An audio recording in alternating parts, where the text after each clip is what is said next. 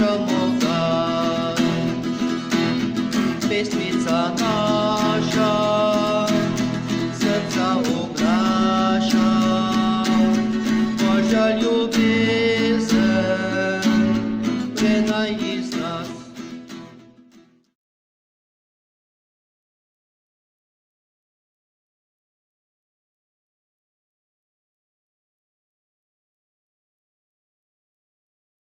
Lep pozdrav, dragi otroci in tudi starši, stari starši, vsi, ki gledate in spremljate nas, ki se vsak dan lepo potrudimo, da za vas preberemo šmarnice, letos na malo drugačen način, sicer takole preko spleta, kmalu pa tudi seveda v živo.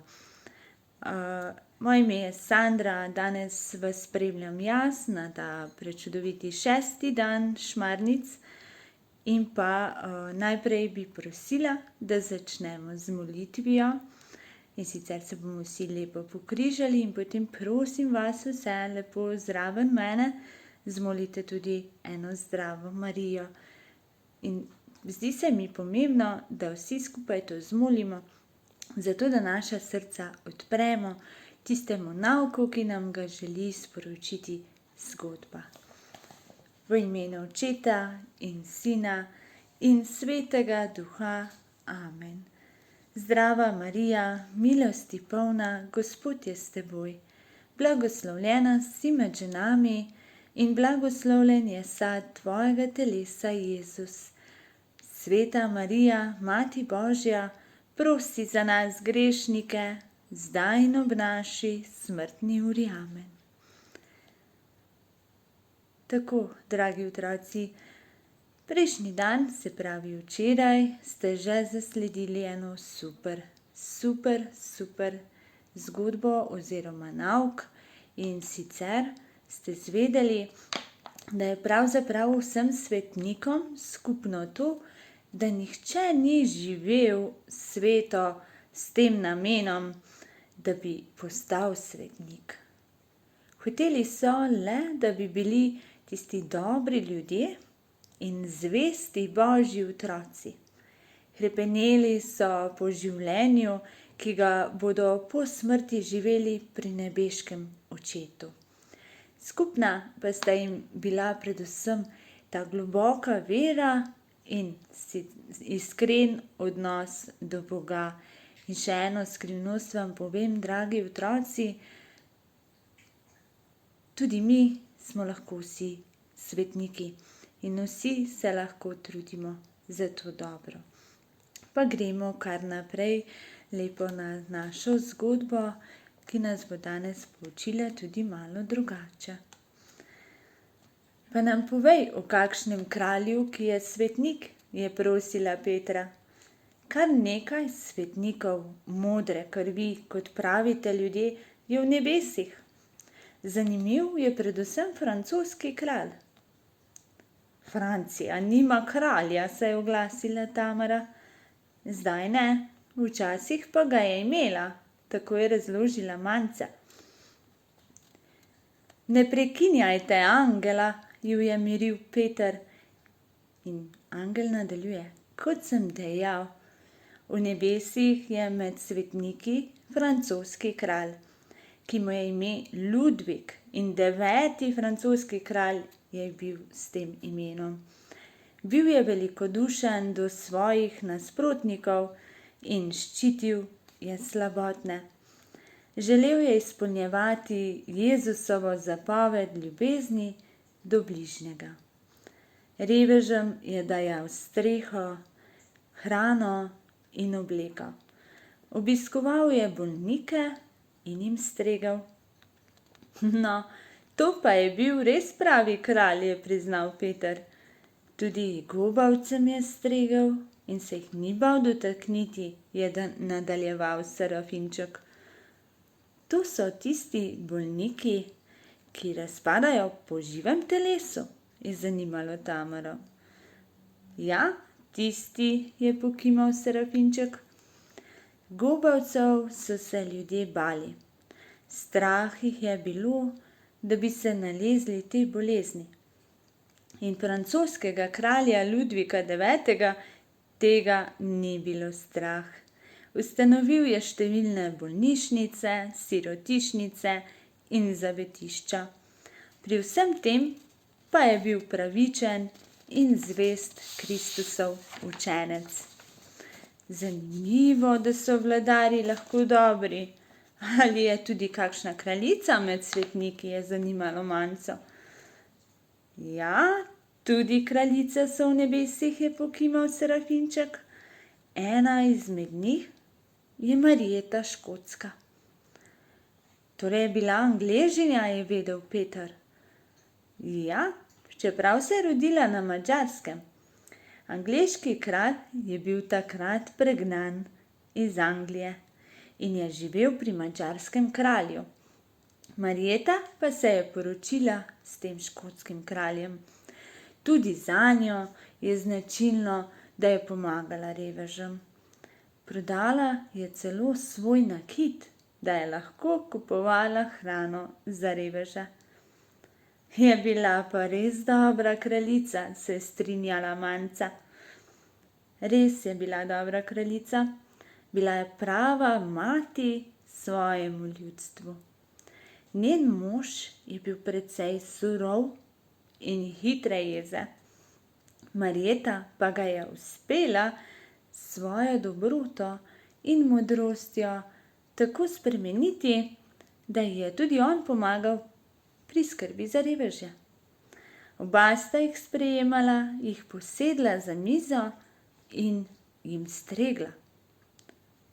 Se pravi, da so zamenjali vloge, kralj in kraljica sta stregla svojim podložnikom. Moralo bi biti ravno obratno, se je zasmejala Tamara. Res je, se je strinjal Serafinček. Kamor je segla njena oblast, tja je segla tudi njena dobrota. Bila je zelo čuječa kraljica. Če je izvedela, da se je komu zgodila krivica, je takoj naredila vse, da bi jo popravila. Jaz sem mislil, da so vladarji le uživali v svojem bogastvu, organizirali bogate pojedine, hodili na lov, se zabavali, tako je pristavila Tamara. Mnogi so živeli tako. Vendar pa so bili tudi med vladarji skromni, dobri, ponižni, zvesti in ljubeči ljudje. Tako je zaključil Serafinček. Približno tako, kot danes, je še dodala Manca. Tako, dragi otroci, danes smo lahko iz te zgodbe tudi veliko izvedeli. Predvsem nas ta zgodba želi naučiti tega, da se oziramo na sočloveka, da dejansko premagamo vso hudo in premagamo tiste neke šibke točke v življenju, predvsem z dobroto. Da se oziramo na tiste ljudi, ki so okrog nas, ko potrebujejo našo pomoč. Če tudi, dragi otroci, vas nekdo poprosi samo za svinčnik, da dokonča kakšno nalogo, rade volje mu ustrezite in mu pomagajte. Zakaj ne? To je tista dobrota iz malih stvari, ki se potem širi v vse večje stvari. In ko boste odrasli, dragi otroci, boste tudi vi, verjetno mogoče tudi zelo bogati, ampak najbolj bogati boste, ko boste bogati v srcu. In če boste znali takrat delati dobro sočloveku, vedno nekako, bom rekla, ponuditi pomoč, ramo, da se zjoče. To je tista ljubezen do bližnjih, katero nas uči ljubi Jezus. In seveda ne smemo pozabiti na Marijo. Zato vam zdajle najprej povem nalogo, potem pa se bomo k Mariji obrnili njenemu zlatemu, brezmadežnemu srcu z vzkliki litanij. Naloga pa, ki jo želim in upam, da jo boste z veseljem malo preverili doma, pa je: preveri, ali imajo domače živali in rastline v vašem domu dovolj vode. To je taka luštna, kratka naloga, nič težkega, a vendar zelo pomembna.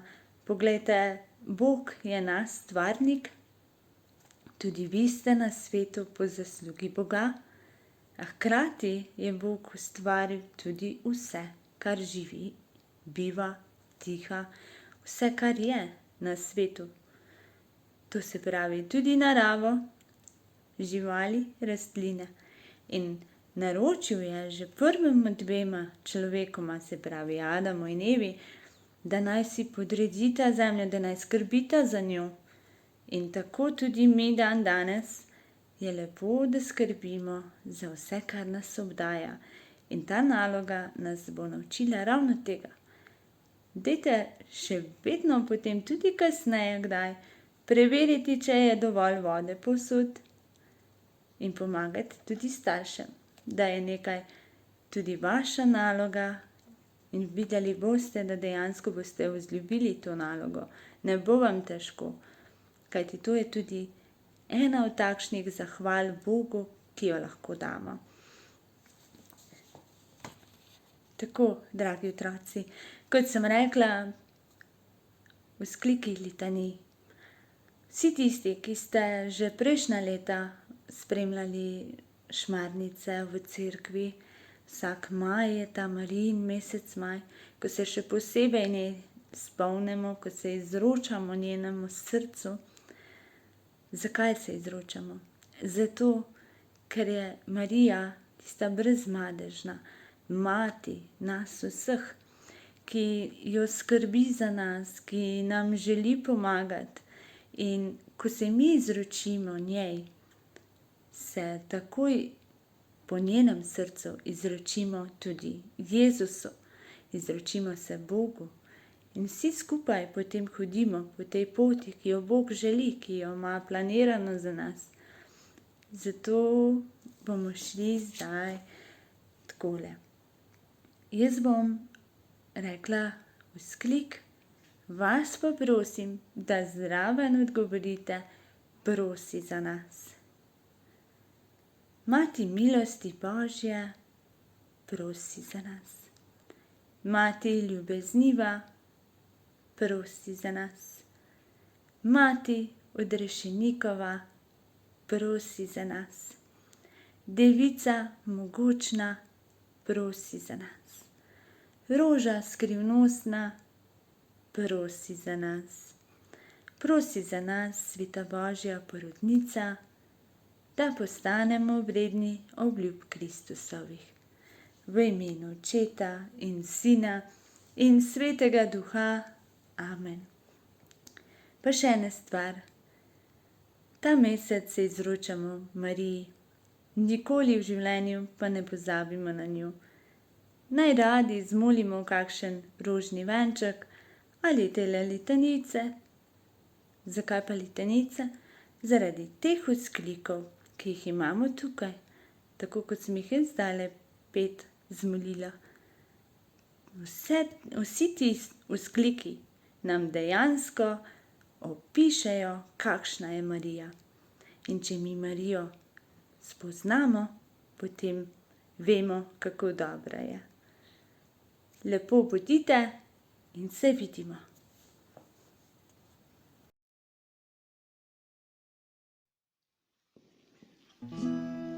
Ti si na svet prinesla sonce, razjasnila noč najlepši dan.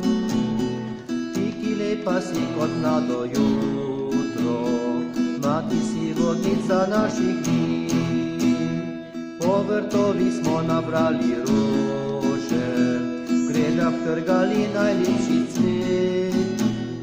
Ven se stepli smo molitve naše, zdaj polagamo blaga moich na oltar.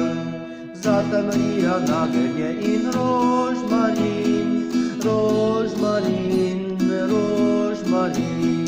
Zate Maria, nagelje in rožmarin, za ljubezen in spomin. Tvoje micu je lepota dneva, v tvojih belih rokah svit je mir. Našo srečo v svojem srcu nosiš, naše solze tvojih so oči. Zate Maria, nagelje in rožmarin, rožmarin, rožmarin. Zate Maria, nagelje in rožmarin, za ljubezen